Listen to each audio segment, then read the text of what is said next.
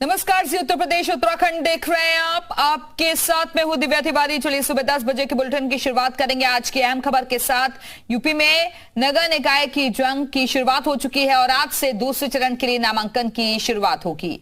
तो वहीं पहले चरण के नामांकन का आज आखिरी दिन है और ऐसे में बड़ी तादाद में प्रत्याशी आज पर्चा दाखिल करने के लिए पहुंचेंगे और प्रत्याशियों की तरफ से जीत का दावा भी किया जा रहा है। लेकिन दूसरी तरफ प्रशासन ने जीत के लिए जिस तरीके से व्यवस्था की है कि यहां किसी तरीके का कोई शक्ति प्रदर्शन नहीं होगा और बड़ी संख्या में अगर प्रत्याशी पहुंचेंगे भी तो उस दौरान उन्हें तमाम जो रूल्स बनाए गए हैं, जो नियम कायदे कानून बनाए गए हैं प्रशासन की तरफ से, उन्हें उसका पालन करना होगा।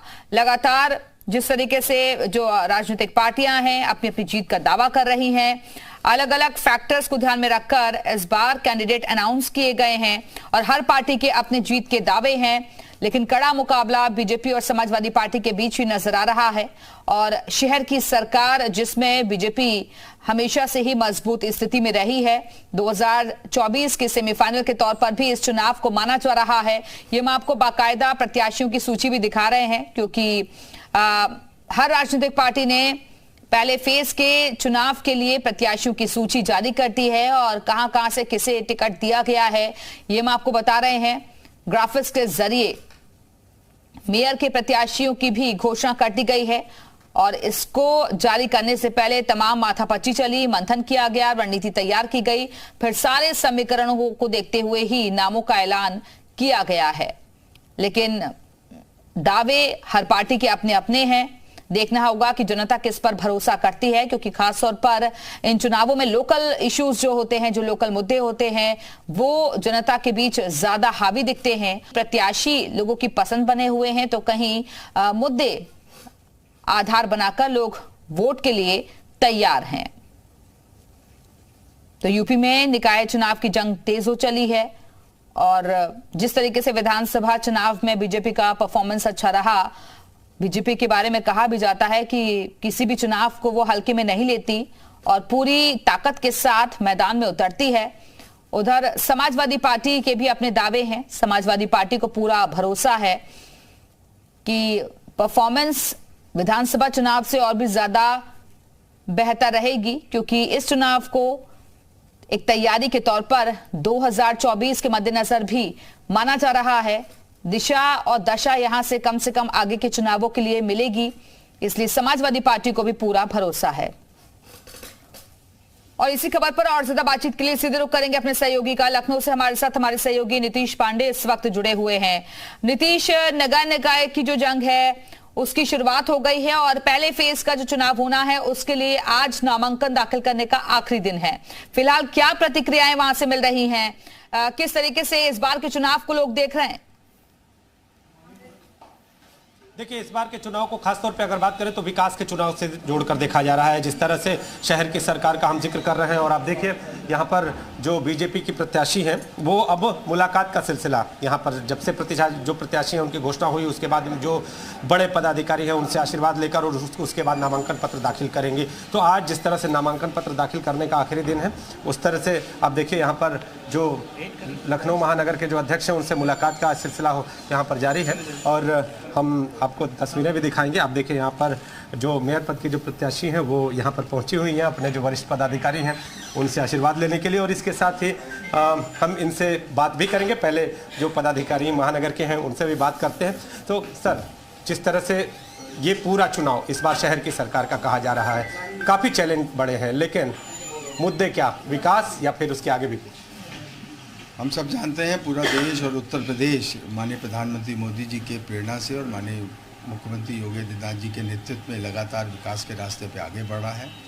जहां हमारी डबल इंजन की सरकार है वहीं ट्रिपल इंजन की सरकार में नगर निगम की बहुत बड़ी भूमिका रहती है और माननीय योगी जी के नेतृत्व में एक बड़ा परिवर्तन उत्तर प्रदेश में नगर निकाय क्षेत्रों में आया है। विकास की यात्रा आगे बढ़ी है।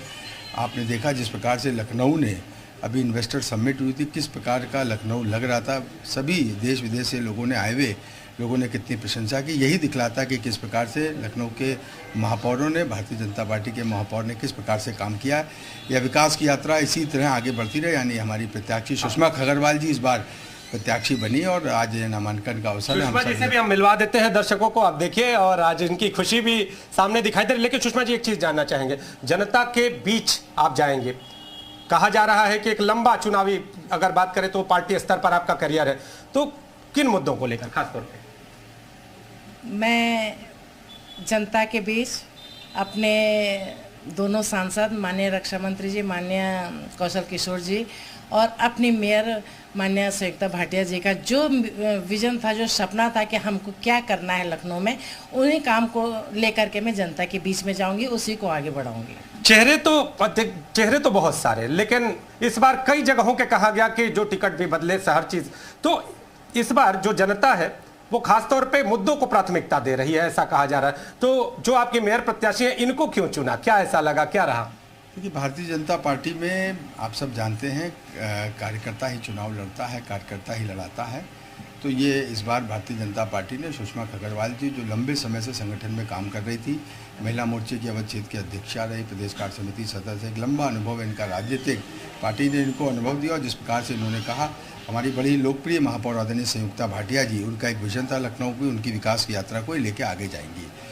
सुषमा जी आज पहला नामांकन दाखिल करेंगे, जनता के लिए क्या संदेश, क्या मैसेज?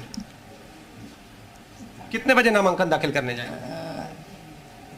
अभी समय वही 11:30 पूरा कहे कि कुनबा तैयार है, बस नामांकन दाखिल करने के लिए लगभग 11:30 बजे का समय अध्यक्ष जी बता भी रहे हैं, महानगर के अध्यक्ष हैं। तो 11 या 12 बजे का टाइम है नामांकन करने के, उसी बीच में करेंगे।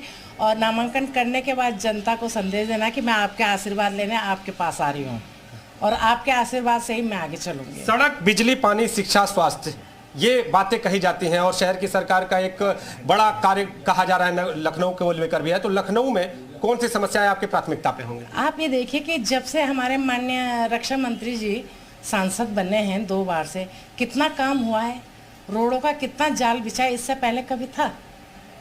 तो मैं उन्हीं के काम को आगे बढ़ाऊंगी, अपने सांसद जी और अपनी मेयर संयुक्ता भाटिया जी, जो जो इन्होंने सोचा है, मैं नामांकन के बाद इनके पास जाऊंगी, इनसे पूरा लूंगी कि बताइए मुझे क्या क्या करना है, इन्हीं तीनों के आशीर्वाद से मैं काम करूंगी। यानी जो अपने विधायकों को भी साथ लेकर के और इन्हीं संयुक्त। बिल्कुल नीतीश, उम्मीद यही करते हैं कि जिस तरीके की बातें अभी इन प्रत्याशी की तरफ से की जा रही है, यकीन अगर करे जनता तो फिर कम से कम यहाँ की सूरत भी बदलती हुई आने वाले वक्त में नजर आएगी। नीतीश, आप बने रहेगा, वापस आएंगे आपके पास।